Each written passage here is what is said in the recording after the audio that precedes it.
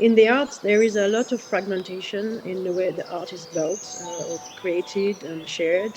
There are big machines, and also there is a lot of individual initiative. But what is interesting is that there are new ways. The collectives are known, they have been known for a long time. Studios have been known for a long time. There's established practices, but we can learn as a society. We can learn from the way artists organize themselves. They share, they pool their resources, and what I call a distributed governance is what is coming. There is a civilizational shift and there is a technological shift, and they can work together. So the blockchain technology is, in my view, a big opportunity. Piloting, trialing, learning, like in any studio. In a studio you trial and you don't fail. You try and you learn, and sometimes good things come out. Sometimes things are put under the carpet, but that's okay. That's normal. That's how a brain can evolve. So the idea is that we have these three categories so far, which is fast music, so vivace, piano music. We have mid-tempo music, allegretto, so again from those two composers, and then we will have forest sounds as the control group for the children who will be going through these art exhibitions and creative tasks, to see if there is a difference between, well, actually being in a natural sound environment. Are we more calm, as displayed by more this side, or if we are in a vivace music, fast tempo piano, are we more on this side, for instance, more happy, and maybe we have more ideas? Those are the kind of comparisons we can be doing. Want to compare the experience and the engagement for relatively the same content, the same artworks in both digital and physical space, but also in man-built and non-man-built nature. So the online game is presenting the same artworks in different contexts. Welcome to the Health, Vengeance and Harmonies podcast. My name is Leonardo Muller-Rodriguez. I'm a PhD student exploring the intersections between neuroscience, music therapy, and sleep. Before I introduce my guest, Marianne, I will give a bit of background to the podcast inspiration. So it is inspired by René Girard's concept of mimetic desire, which is a suggestion for all social emotions and interactions. What is the force that's guiding social emotions and interactions?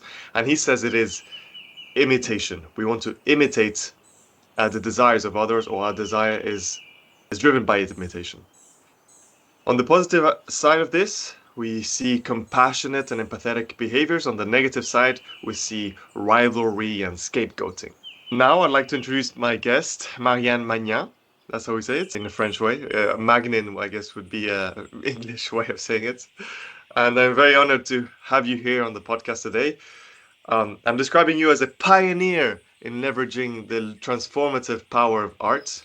You are one of the founders, or the founder, of the Cornelius Arts Foundation, and you are an expert in art tech and cross-cultural diplomacy. You're very interested in displaying the arts as a way to connect in general, well-being, business, and policy. How else would you describe yourself, Marianne? Many ways, but because it's I have my fingers in many different yummy pies, which are stimulating for the brain and for the body. So I will say that I have left brain on my right brain. I'm talking to a neuroscientist, so that will resonate with you.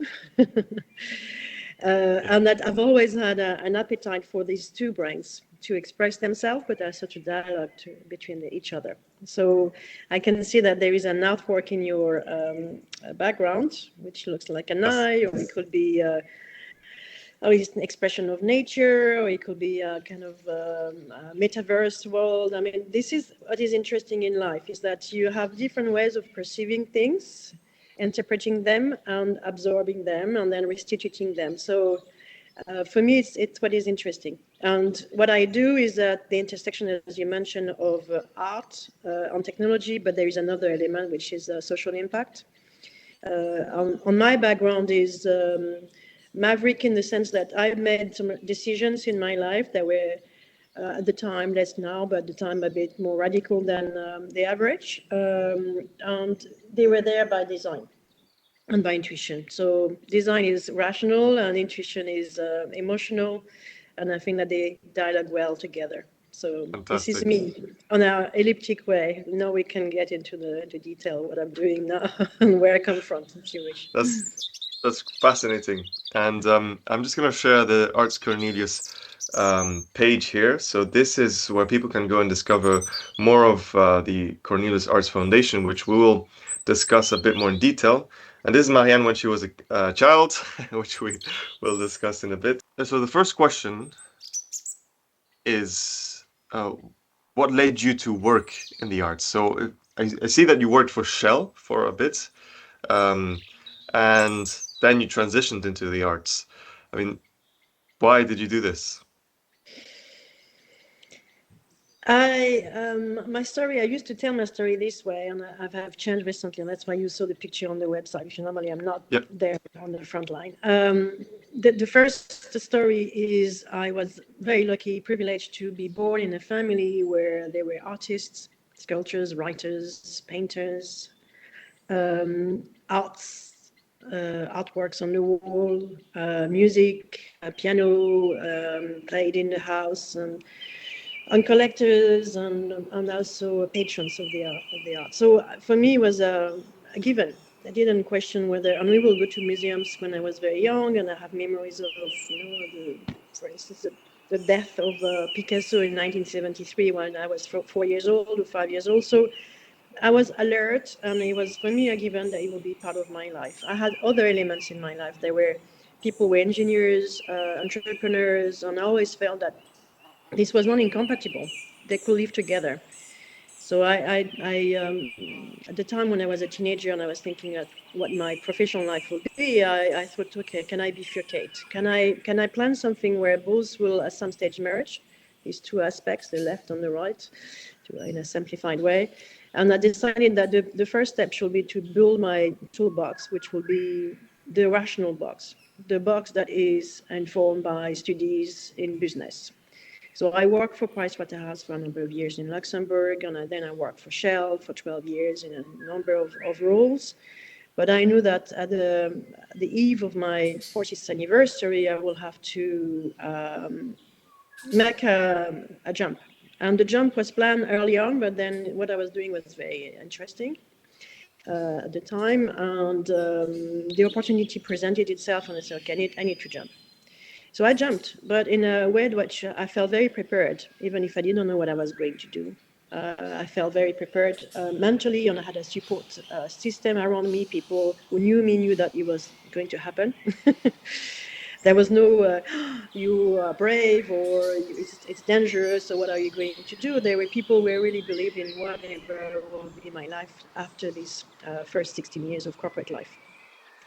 And from there, I decided I had a job offer, which would have been a very comfortable job offer as a finance director for a large London organization, which didn't happen. And I decided to really open up for 1 year and explore what I call zooming out, exploring the art scene, which I had been on the fringe of for a number of years. I was already advising on a pro bono basis a number of art stakeholders, a gallery, a publisher, artist. I was writing. So I was doing things already, but not full time. So I thought that it would be important for me to enter into that new world in a way which will be open, but also that will not replicate what will have been a comfort zone. And that meant opening up, meeting up. I organized exhibitions. I created an art club. I traveled extensively. I went to anything that could be of interest to me, whether it was in the art world or not, just to open up. And, I really get infused by possibilities, the possibility, concept of possibility. And I met some very interesting people and less interesting people, but that's good to know where you don't want to go and what you don't want to do. You can And compare like that. I met a mentor who was a very important, well-recognized professional in marketing and branding. He was from Indian culture, British, and together we worked together on what it meant for me to make an impact. And I realized I wanted to make an impact in the art. And the question was originally, what is the question mark? What is the question mark for me? Why do I want to make an impact? And it's because I had been privileged to receive this, to be immersed into this family environment from a young age, and that art was important to me because I knew when I was a teenager that I would like to work in the art world with artists. So the question from the beginning was, why is it that art is not a given for everyone? Okay. Yeah. And then that meant to have a rational approach to it, which was our R&D, and that's the purpose of the Cornelius Arts Foundation, which was founded in 2011. And the key logo motto of the foundation is it's a UK charity, is to answer the question of this transformative journey and power of the arts.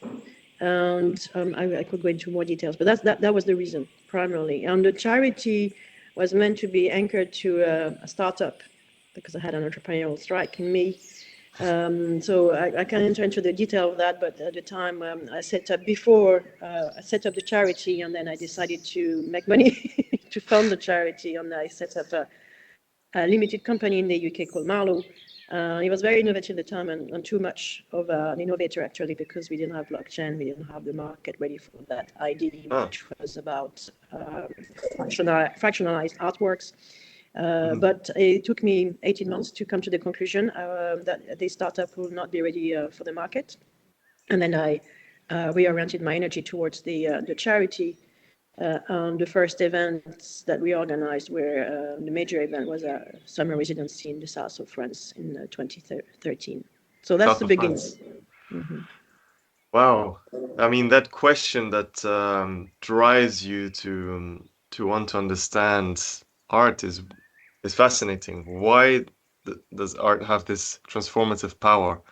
And I really want to get into that. Just to reflect on your career, you've had this entrepreneurial uh, desire, and you were born in an artistic environment, and you after your corporate journey, you wanted to really explore the art world, going in every single possible way, meeting all sorts of um, people in the industry. And I mean, could you tell me a bit about this first sentence of the Cornelius Arts Foundation? This is a quote from yourself, and I'll read it out. Having spent much of my early childhood in hospitals, I understand the deep impact of loneliness on mental health.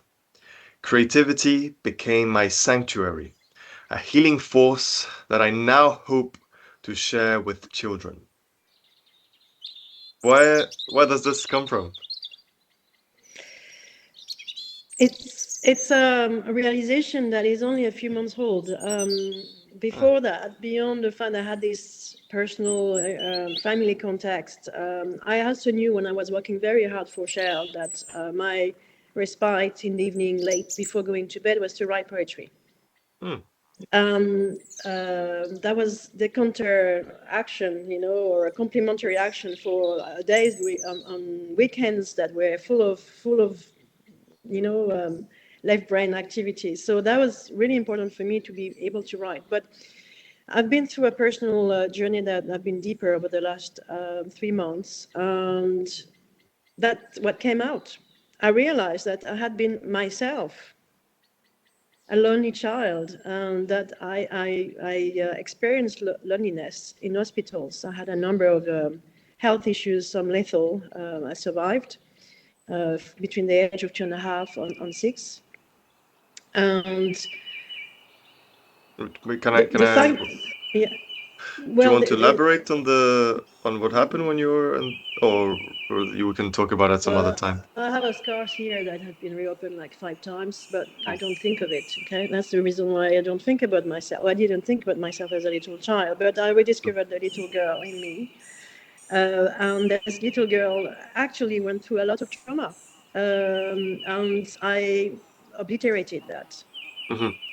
Wow. I Yeah. have some memories, very early memories, and I think that the find that I had interest in the arts and the creativity. I will draw. I remember I was given a box of pearls when I was entering once in the hospital. I was a box of pearls, and I was playing with colors. I was playing with sequencing of textures. It was wooden pearls, and at the time, children were not allowed to have much in the hospital. They don't have anything personal in terms of doodoo, these little teddy bears or dolls. We were not authorized anything. Everything was white. The parents were not allowed to stay overnight. My parents were working full time. They were alternating. I was in Paris in a Hôpital des Enfants Malades, designed for children, but even there wasn't much. Mm. There was no stimulation. There was nothing. So my imagination brought me to, create things, create worlds, a bit like your background here, and maybe not the same colors, but I really loved the orange, green, on yellow at the time. There is no orange there. There is only green and yellow. Yeah. But this is what is important: is that we need to re-engage with ourselves, and the arts, in in my perception and my intuition, says that it's a wonderful way of engaging with our own emotions, understanding where we come from, and how we engage with others and the world. And that's why what I say on LinkedIn, by the way, it's starting is I'm convinced that arts are essential for civilization. It's for me, it's intuitively the cornerstone for our ability to evolve. It's a higher state of humanity, creativity, and culture, and on the arts. And if Mm. we are able to recognize that and then support it, understand how we interact with the big, big challenges that we are facing, then we will be better equipped as individuals, as groups, as collectives, as countries, as nations, as human beings. And that's what drives me. That's fascinating. I love that a lot.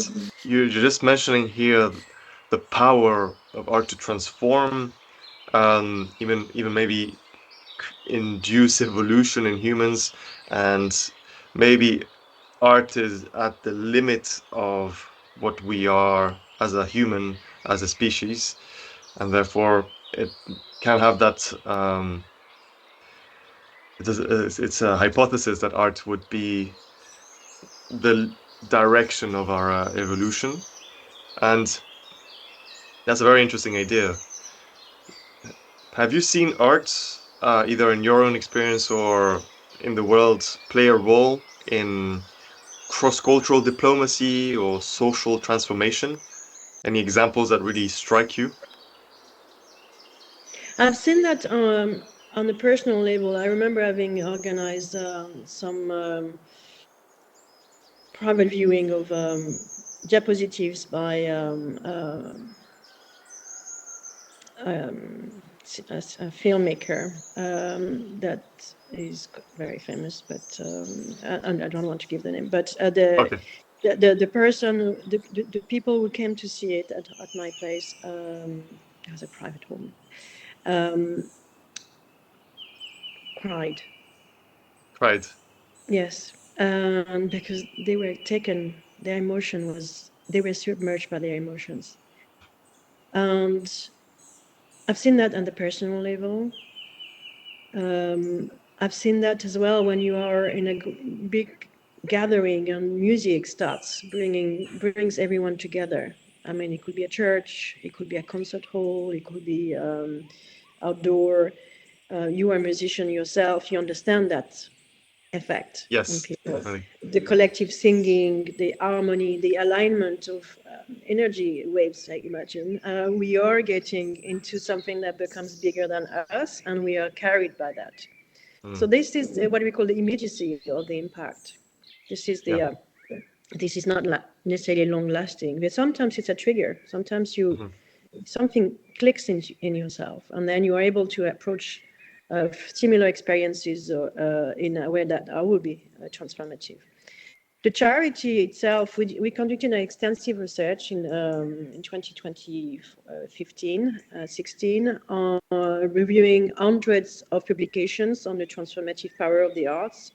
Okay. That not just in English, that was important, so that we will have different languages, Hmm. Portuguese, Italian, French, etc., Interesting. German. And the objective there was very much to look at the status of the research on this transformative impact. So those people who work in the art world know that there is a positive impact or outcome.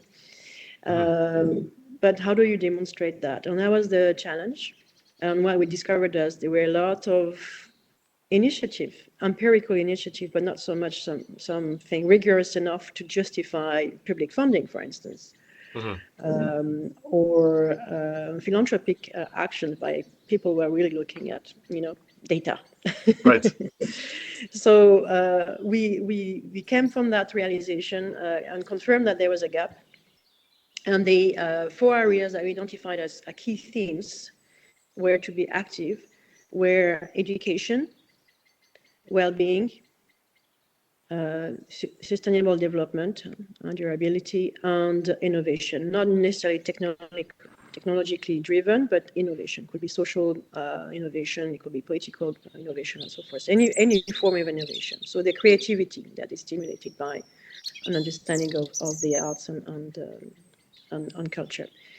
On Wow. these have been Great. the four themes that we are working on. The example that is opening the website is about mental and physical well-being for children. Hmm. This is a epidemia across the world. The number of children or young adults who are traumatized by their environment, the ecosystem, and many other factors is catastrophic. It has resonance across the entire society. And these new generations are coming unprepared, unequipped. So we want to see how, and that brings us to the project that you are hinting on with Bert's brush at Bougival mentioned Hmm. again, is what we want to develop is firstly environment in which that can be tracked, the impact, but it's at the intersection of culture and children and nature. Nature is an important factor. It's part of the work that you had developed with the exposome, as you discussed that with Dr. Jan Tarrant, I think Yes. last week. So the Yes. exposome is very important. This is the what we call the environment in which you live. You have yourself. You have your own ecosystem inside, and then you interact with others. So culture is that as well. But we want to look at that from a more systemic way.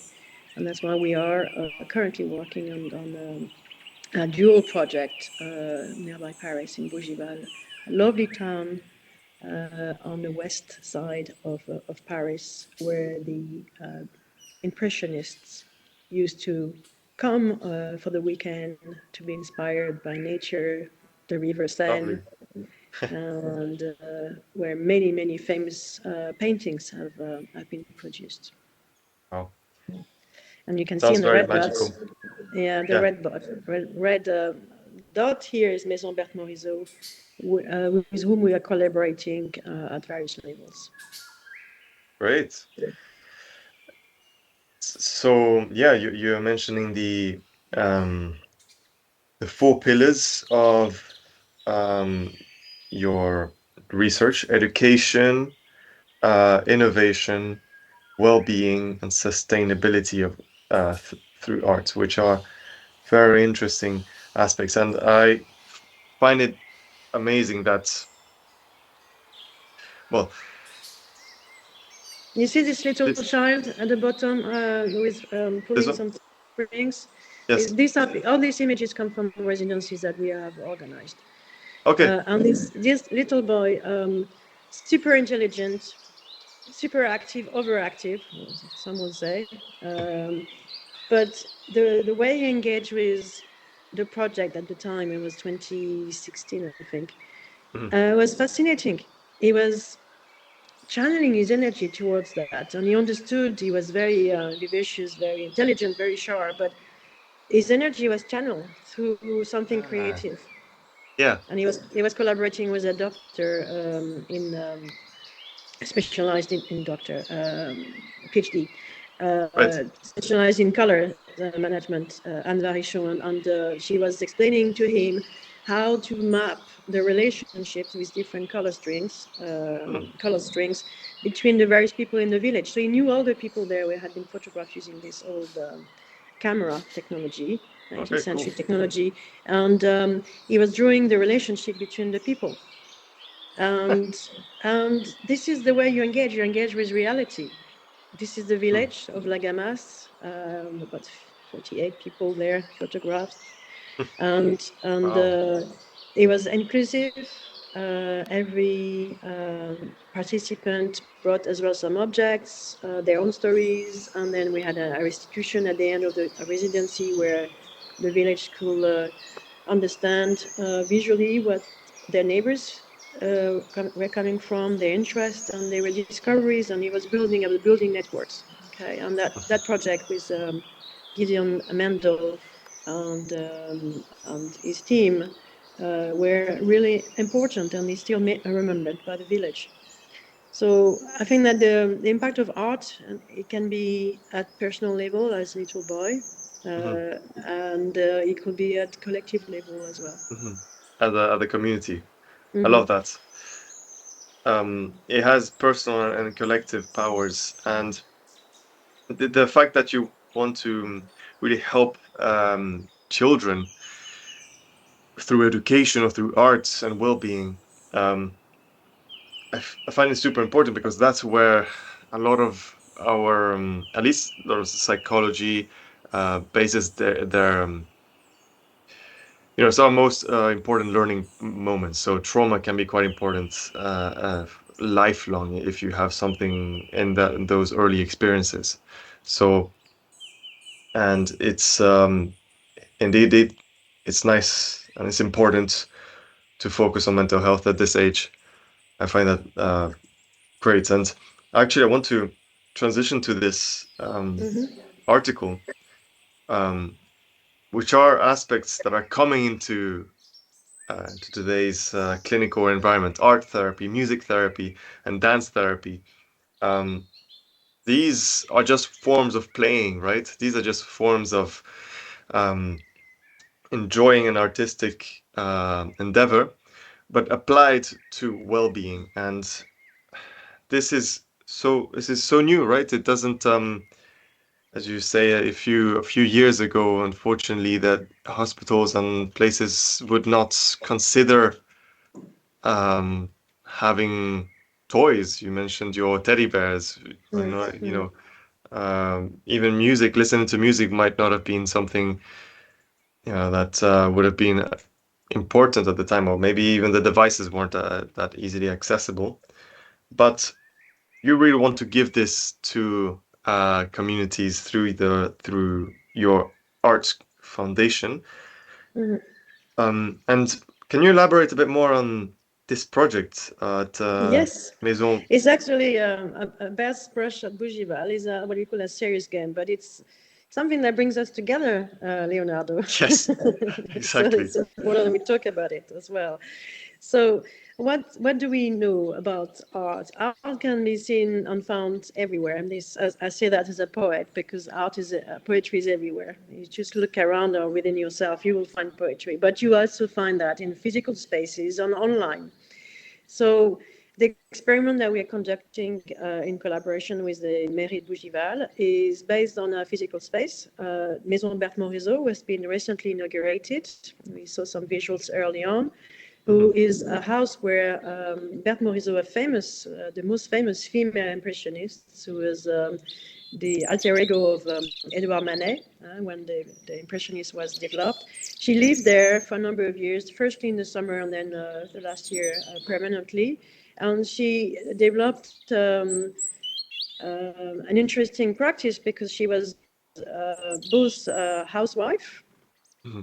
late one because she didn't really want to get married before she was in her 30s, but she had a little girl, and so she will paint her daily life, which was new at the time. Okay. She will paint a lot outdoor. There was a beautiful garden around the house. So this house now is surrounded by roads and buildings. But at the time, my mother, who lived in Bougival, remember this house by the river, and the river will go end up in the sand. So there was a magical place. That magical place is still rendered through the paintings that Berthe Morisot painted. But this house now is transformed into an educational destination for for children and adults, and enables an immersion into through permanent rooms of their life themes. Childhood was important. Nature was very important. And there is a temporary exhibition, a special exhibition room, which the foundation, Cornelius Foundation, Arts Foundation, co-curated or curated, organized, produced, and co-curated in collaboration with the Mairie de Bougival, the Fleming Collection, and Longhouse. This is the physical space. So the project that we want, the prototyping that we are working on is based on three dimensions: the experimentation, the experience. So we want something that is Experience. experiential. Okay. We want to be able to build experiments around that experience in collaboration with the participants who come and visit, and then building a platform of exchange, so the three E's, that will share the knowledge, the lessons that we learned, and so forth. So we're currently prototyping both the experience in collaboration with Maison Berthe Morisot. We are putting a layer of experiment, and that layer of experiment is currently developed with the game. So the game itself is enabling to, we have modelized the in the virtual world the Maison Berthe Morisot. You may have a little extract of the video if you want to play it. Yeah, we can play it. And then I we can have put it on top. Yeah. Yes, and then we have as well modelized the park next door, which is where the Ginkgo Lab virtually express itself. So we want to have a place that is both accessible in real world and accessible across the world by many people, including children. So the game is designed to is calibrated for children at different age groups. Within that game, we have introduced R&D tool, which is going to monitor the positive impact that exposure to art and history, nature, and creativity, and self-reflection and meditation have on the well-being of the participants, in particular the children. And we have some music parameters in it, which are actually designed by you, Leonardo. Thank you very much for that. That's And fantastic.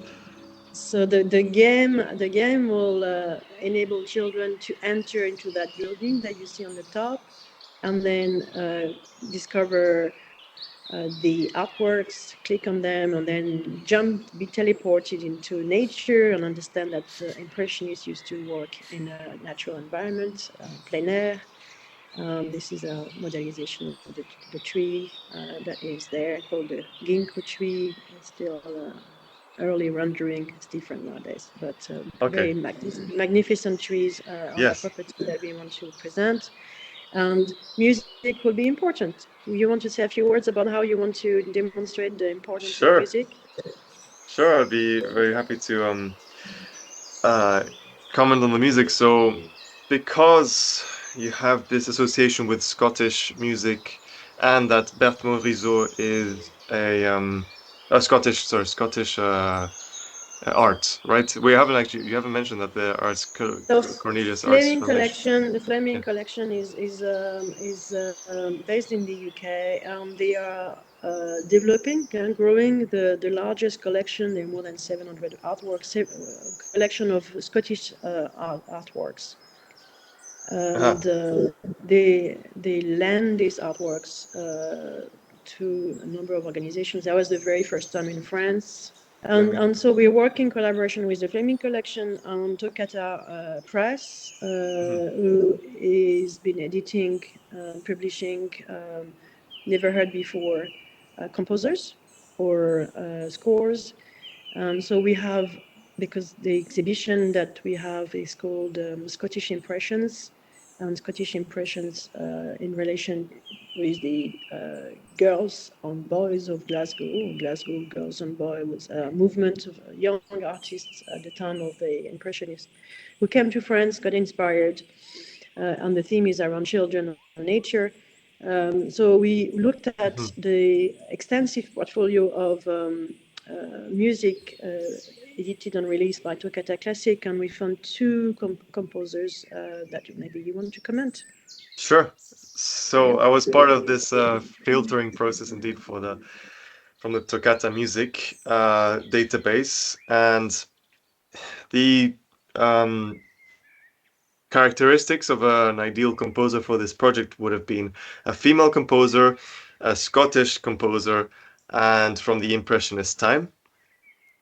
We found two composers, piano composers that fit two out of those three filters, and that is Helen Hopekirk, who is a um, put her here, and Mr. Stevenson. So Helen Hopekirk, Scottish pianist composer. Actually, she fit the three uh, filters. So she was from the Impressionist times as well. Um, yeah, it's very curious music. It fits the time. I like it a lot. Reminiscent of the time, and there's its unique aspects too. And then we have Stevenson. Oh, what's his? I forgot his first name, unfortunately. Composer. No, Ronald Stevenson. Yes, yes, yes. It's So it was born a bit later. You see, yeah, it's the 20th century, but it was likewise inspired by the folklore, the Scottish folklore. So exactly. Yeah. Toccata Classic, spearhead by Martin Anderson, Mm-hmm. wonderful friend. Is 7 albums have been published. I think the seventh is coming out soon. Mm. And all of these tracks, all these albums are. I have an affinity with Scotland, very strong affinity with Scotland. Mm-hmm. So what did And you do? What did you crunch out of this yes, music? actually, I can have a look at. I can show a bit of the process. So I looked at the literature on piano music for cognition and creative thinking, and music as an aid. And most of the piano works that are being studied in the scientific literature on cognition and health are from the classics, more like Beethoven, Bach, Mozart, which is great music. But there's a bit of Debussy here and there, but the more um, you know impressionist time and more recent time is less common. So there's a dominance of Mozart, Bach, and Beethoven in the literature, and well, we're trying to see if we can help children who are going through this online game or in-person game to be more creative and feel even better within themselves. And this is measured with the emotional. Uh, this is a traditional valence arousal two-dimensional emotional metric adapted to using emojis for ease of use.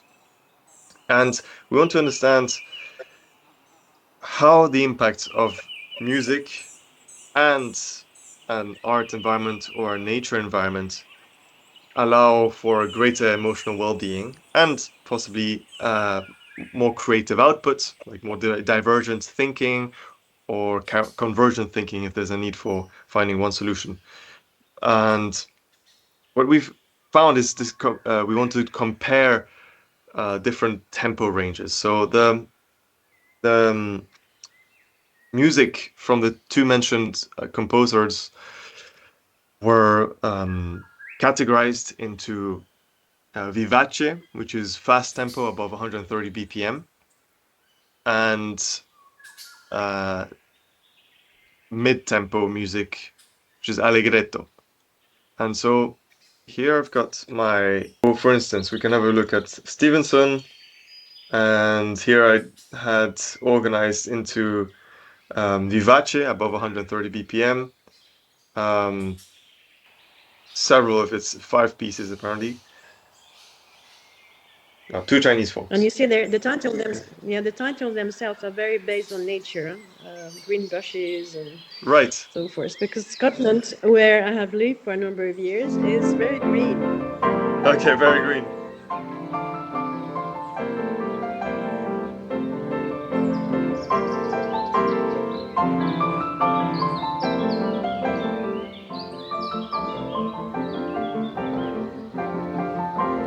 Go to nature.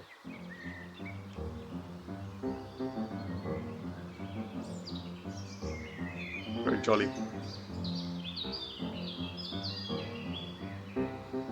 So you have to visualize a little avatar running in the nature or jumping above trees and bushes. Right. Yes. Yes. There's a little jumping animal here. Yeah.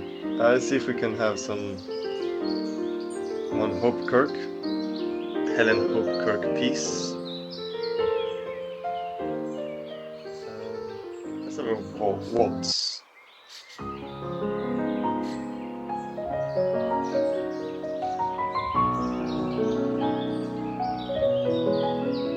Very nice. Very nice, yes. Yeah. Interesting harmonies there. And now I want to dance in nature. Yeah.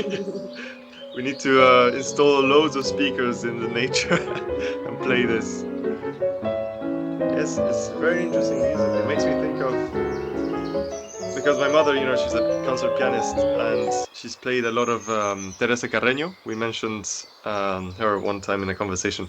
Makes me think of this sort of jolly music for piano that Teresa Carreño has done, who is roughly the same period as her, but on another continent. But also, yeah, the harmonies of impressionist music, which is, um, you know, magical and we can say like Debussy. And what is there? And, Yeah. and then you also are going to trial, test natural sounds because you Yes, organize a soundtrack with bird songs. that's right. We've got forest burst songs. So the idea is that we have these 3 categories so far, which is fast music, so vivace, piano music. We have mid-tempo music, allegretto. So again from those 2 composers, and then we will have forest sounds as the control group for the children who will be going through these art exhibitions and creative tasks, to see if there's a difference between, well, actually being in a natural sound environment. Are we more calm, as displayed by more this side, or if we are in a vivace music, fast tempo piano, are we more on this side, for instance, more happy, and maybe we have more ideas, and yeah, those are the kind of comparisons we can be doing, um, and yeah, that's the end goal with comparing these different sound tracks. And these sounds will also be played in the physical exhibition. Mhm. That's great. Also, we can. So your goal is to compare digital and in person as well. How that Yes, so we want to both. compare the experience and the engagement for relatively the same content, the same artworks in both digital and physical space, but also in man-built and non-man-built nature. So the online game is presenting the same artworks in different contexts. Fantastic. Well, it's a very fascinating project, and I'm very excited to see it develop.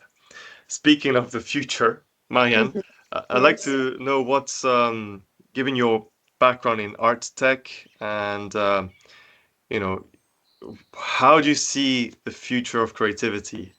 How do you see the future of arts? That's a very. I think it's a subject for another podcast, Leonardo, Maybe, yeah, because maybe just one sentence. I'm an editor, or I'm assisting the writing of a trilogy of books on AI and poetics, Hmm. and that's answering the question. So, Yes. Great. We'll talk about it on another time. AI but and it's ethics. certainly I'm very confident in human ability to keep an edge on the machine Hmm. because we are open to the future. The machine usually is based on whatever is known. Hmm.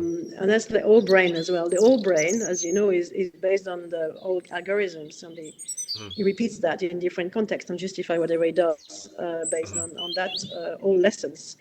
We are human, have so much potential in our head, and collectively, I think it's very important to think about collective intelligence as well, is that we have so much for us and for others and for the planet who is in dire need of care, that I'm optimist. I'm a realist and an optimist, so I'm pragmatic. So what I'm working on, as you have seen, is from the short conversation, is very much being practical, being grounded, Yeah, but also be inspired by humanity and by nature. it's fantastic. I see in the science trends, and also something that interests me a lot is understanding collective intelligence and how, I've researched a lot in the music therapy aspect and reading, and as well as part of my master's is looking at common media and how looking at the same art piece or listening to the same music, dancing to the same music, how that actually locks everyone's brain in Mm. onto a similar state, In and this can, synchronicity. And I think yes, that the plants know how to do it. I mean, the soil itself is a wonderful underexplored universe where right, reasons and all these signals are transferred and they help each other, and it's something that we don't see, and we are remote even from our own yeah, emissions and thoughts and brain waves, and there is so much to be explored. I mean, this is fascinating, and if we definitely, can put a little bit of understanding around that in a simple way. We don't need to provide science for people to engage with the arts. We mm, don't need to be highly academic to understand the art. It's an immediacy first, yeah, and then we can explore individually and collectively what it means. This definitely, is a wonderful underexploited resource that is also not exploitative. It's sustainable, and it can expand. And that's what we need. We need something that is not exploitative, but can be expanded collectively, individually. So that's my modest thinking about how the art can contribute to our future. that's fantastic. And I think that's the a key takeaway here is that the arts allow us to ground ourselves into the present. Um, do you have any other uh, tips you can give to people in regards to arts? One tip. There is one thing that is interesting in terms of governance. We're talking about future and how do we engage with the future. I think that, and we talked about the collective. In the arts, there is a lot of fragmentation in the way the art is built or created and shared. There are big machines, and also there is a lot of individual initiative. But what is interesting is that there are new ways. The collectives are known. I mean, they have been known for a long time. Studios have been known for a long time. They establish practices, but we can learn as a society. We can learn from the way artists organize themselves. They share. They pool their resources. And what I call a distributed governance is coming. There is a civilizational shift and there is a technological shift, and they can work together. So the blockchain technology is, in my view, a big opportunity for us to reorganize the way we share resources, contributions, power, and of course, the old forces are resisting and becoming more virulent. But there is a future in that as well, and we can learn from the way the art world and the art ecosystem has been piloting, trialing, learning. Like in any studio, in a studio you trial and you don't fail. You try and you learn.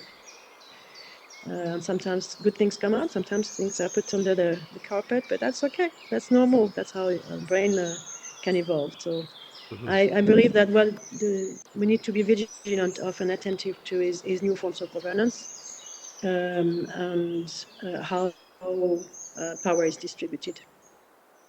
Interesting, interesting. To I love that a lot. And so you think we can model the economy based on the hippie artists? No, I'm just kidding.